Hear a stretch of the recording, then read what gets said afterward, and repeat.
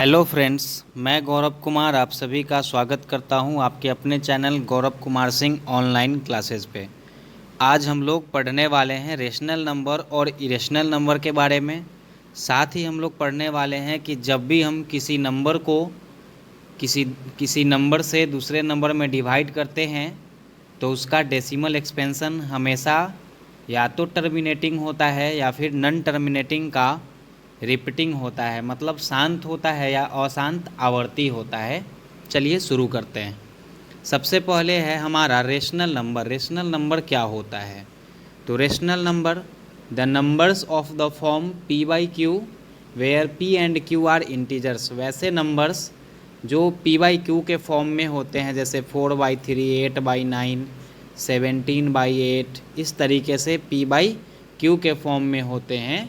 और p और q दोनों इंटीजर्स होते हैं। ये निगेटिव भी हो सकते हैं और पॉजिटिव भी हो सकते हैं। तो वैसे नंबर्स को हम रेशनल नंबर्स में कहते हैं। And q not equals to are zero. और क्या होता है कि q जीरो के इक्वल नहीं होता है, मतलब p बाई क्यू में अगर 4/0 नहीं हो सकता है, ऐसे नीचे में q के जगह पे कभी जीरो नहीं हो सकता है। उसके बाद रेशनल नंबर में ही रेशनल नंबर के बारे में एक और चीज़ जानते हैं हम लोग कि rational number in decimal form. Decimal form में रेशनल नंबर क्या होता है ये हमने पढ़ा। फ्रैक्शनल फॉर्म में कैसा होता है rational number? p by q के फॉर्म में। अब डेसिमल फॉर्म इसका क्या कहता है? तो every rational number when expressed in decimal form is expressible either in terminating or in non terminating repeating decimal. मतलब कि जब कभी भी हम किसी रेशनल नंबर को उसको डेसिमल एक्सपेंशन के रूप में डेसिमल फॉर्म में एक्सप्रेस करते हैं तो उसका डेसिमल एक्सपेंशन या तो टर्मिनेटिंग होता है या फिर नॉन टर्मिनेटिंग का रिपीटिंग होता है। नॉन रिपीटिंग कभी नहीं होता। डेसिमल एक्सपेंशन में आप पढ़ चुके हैं कि डेसिमल एक्सपेंशन दो टाइप का होता है, टर्मिनेटिंग और नॉन टर्मिनेटिंग। नॉन टर्मिनेटिंग में फिर दो टाइप्स होते हैं, रिपीटिंग और नॉन रिपीटिंग।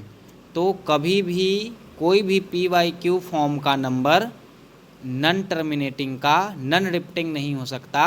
वो या तो टर्मिनेटिंग होगा, नहीं तो नॉन टर्मिनेटिंग का रिपीटिंग होगा, नॉन रिपीटिंग नहीं होगा।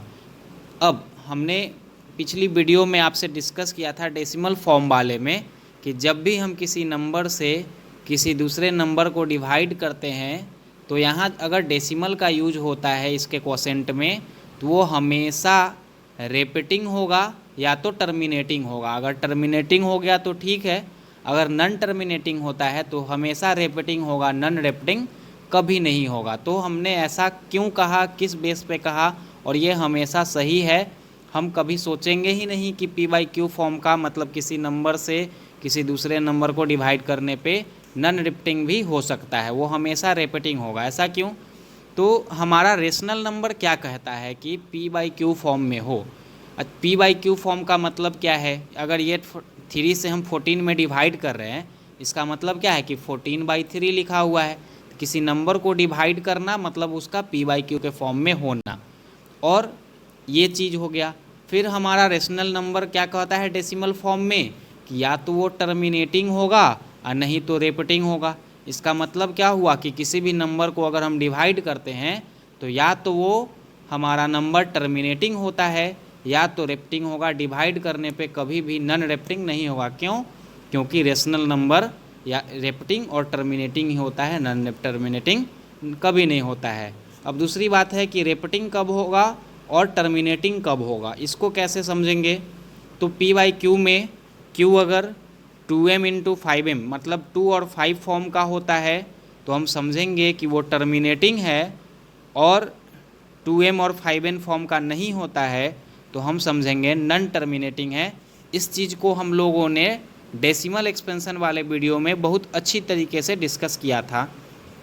तो आपको अगर ये चीज़ समझ में नहीं आए तो आप डेसिमल एक्सपेंशन का वीडियो देख लेंगे। अब रेशनल नंबर के बाद इरेशनल नंबर क्या होता है? इरेशनल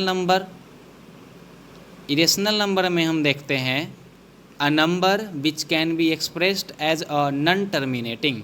तो वही है कि डेसिमल एक्सपेंशन 3 टाइप्स के होते हैं जनरली, 2 टाइप्स के, एक टर्मिनेटिंग और दूसरा नॉन टर्मिनेटिंग। फिर नॉन टर्मिनेटिंग में एक रिपीटिंग और दूसरा नॉन रिपीटिंग। तो ये जो टर्मिनेटिंग डेसिमल होता है वो हमारा रेशनल नंबर हो जाता है। नॉन रिपीटिंग जो होगा नॉन टर्मिनेटिंग का वो भी रेशनल नंबर हो जाएगा। और ये थर्ड पार्ट जो नॉन टर्मिनेटिंग का नॉन रिपीटिंग होता है, ये वाला इकलौता यही है जो इरेशनल नंबर के अंदर आता है। तो इरेशनल नंबर में जैसे आपको दिख रहा होगा √2, √3, √5, कोई ऐसा रूट वाला नंबर वो जो कि स्क्वायर रूट जिसका साधारण रूप से नहीं किया जा सके, जैसे √4 का स्क्वायर रूट 2 होगा तो सिंपली ये स्क्वायर रूट इसका हो गया, लेकिन 2, 3, 5, 6, 7, 10 इस सब का नहीं हो सकता है। तो इस प्रकार के जो भी नंबर होते हैं रूट वाले वो नॉन टर्मिनेटिंग नंबर्स होते हैं, मतलब इरेशनल नंबर्स होते हैं। फिर पाई हमारा क्या है, इरेशनल नंबर है। क्यों? क्योंकि पाई का जो ओरिजिनल वैल्यू है वो कभी रिपीट नहीं करता, इसलिए हम पाई को इरेशनल नंबर के अंदर रखते हैं। वहीं पाई का नियरेस्ट वैल्यू 22/7 है, तो 22/7 चूँकि आप देख पा रहे हैं कि ये p/q फॉर्म है, और p/q फॉर्म का मतलब ही होता है कि वो रेशनल नंबर है, इसलिए π/2 रेशनल नंबर है। वहीं पाई स्वयं इरेशनल नंबर है। अब ये इक्विलर्स नंबर है, इसका भी डेसिमल एक्सपेंशन जो है हमारा नॉन टर्मिनेटिंग होता है, इसलिए को भी, इक्विलर नंबर को भी हम लोग इरेशनल नंबर के अंदर रखते हैं। तो आपको समझ में आ गया होगा कि रेशनल नंबर क्या होता है और इरेशनल नंबर क्या होता है। सबसे मेन चीज़ है कि इसमें एग्जाम्पल्स को समझना कि किस प्रकार के नंबर इरेशनल के अंदर आते हैं और किस प्रकार के नंबर्स रेशनल के आते हैं, क्योंकि यही आपको एग्ज़ाम में हेल्प करेगा और इसी पे आपका एग्ज़ाम का क्वेश्चन सॉल्व होता है अक्सर। तो 2 तरीके से कोई भी वैसा सिंपल नंबर जैसे 2, 5, 6, 8 ऐसा कुछ भी, इस पर रूट कुछ भी नहीं लगा हुआ, इंटीजर, इसका निगेटिव या पॉजिटिव, जितने भी इंटीजर्स हैं सभी रेशनल नंबर्स में के अंदर आते हैं। उसके बाद जितने भी फ्रैक्शन है 4/3, 9/7 इस तरीके से फ्रैक्शनल फॉर्म में वो सभी रेशनल नंबर में आते हैं। वहीं रूट वाले नंबर्स जिनका रूट नहीं तोड़ा जा सकता, पाई, इक्विलर्स नंबर, ये सब इरेशनल नंबर के अंदर आते हैं। डेसिमल एक्सपेंशन का अगर हम बात करें तो डेसिमल एक्सपेंशन में टर्मिनेटिंग वाले नंबर्स जो हमारे होते हैं, जैसा कि आपने इसमें देखा, टर्मिनेटिंग वाले जो भी नंबर होंगे वो हमारे रेशनल नंबर में आएंगे। रिपीटिंग वाले भी रेशनल नंबर में आएंगे, बट नॉन रिपीटिंग वाले जो रिपीट नहीं करते हैं वो हमारे इरेशनल नंबर के अंदर आएंगे। आशा करते हैं आप रेशनल और इरेशनल के एग्जाम्पल्स को आसानी से कर पाएंगे, रेशनल और इरेशनल आप समझ पाए होंगे। वीडियो को पूरा देखने के लिए बहुत बहुत धन्यवाद।